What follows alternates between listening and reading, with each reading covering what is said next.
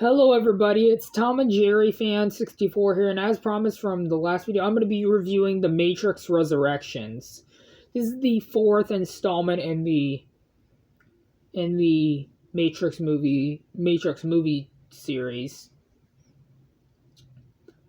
And unfortunately, before I get into this review, unfortunately John Wick 4 got delayed to March 2023. So I'm pretty disappointed about that, but hopefully, I will be at the end of 2022. I will be mentioning John Wick 4 in late 2022 again, because it's not coming out in on May 27th of 2022. It got delayed, but yeah. Oh well. And I have to admit, this movie is not. It's kind of like The Matrix 3, The Matrix Revolutions, but I actually really enjoyed this movie. But I didn't. The main things, only things I liked were the action sequences and the performances. But the main problem I have is the recasting of Morpheus and Agent Smith. I thought Abdul Mateen II was decent as Morpheus, and I thought Jonathan Groff was good as Agent Smith, but I didn't like the way they recasted them. But other than that, this was a pretty great movie. Really great action sequences, but to me, it kind of feels like a copy of the original. See, this is probably my 21st favorite movie. This will be on my top 20 list. So actually, I have an update about that. I'm going to be making a top 21 list.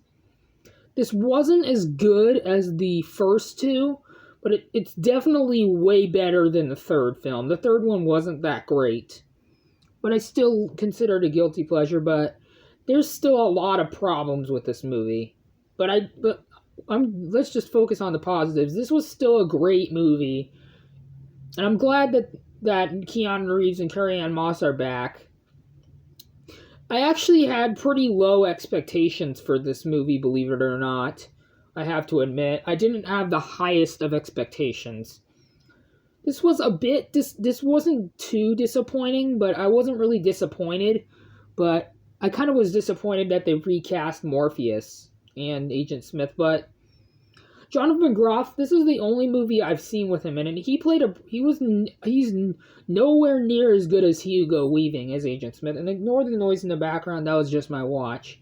So yeah, I'm gonna give the movie The Matrix Resurrections a 7.5 out of 10. And I'm gonna give it a B+. It's not the greatest, but I'm gonna give it a 7.8 out of 10 and a B+.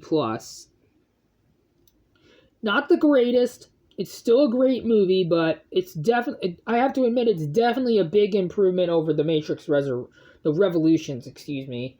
And I'm probably going to get this movie on DVD. I would get this movie on Blu-ray or 4K, but I didn't love the movie. I didn't absolutely love the movie, but it's still on my top 21 list. So yeah, like I said, I'm going to give it a 7.8 out of 10 and a B+. It definitely is still a very underrated film in the series. So yeah, that is it for my review to the movie The Matrix Resurrections. And before I end this video, I have an announcement to make.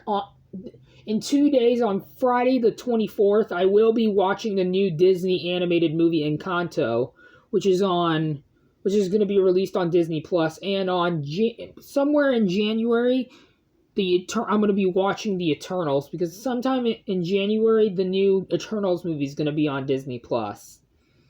So yeah, expect a review for both of those.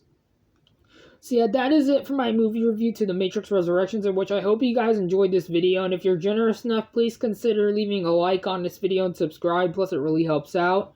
And I'll see you guys all in my next video. Bye everybody, adios, have a good day. Bye everybody.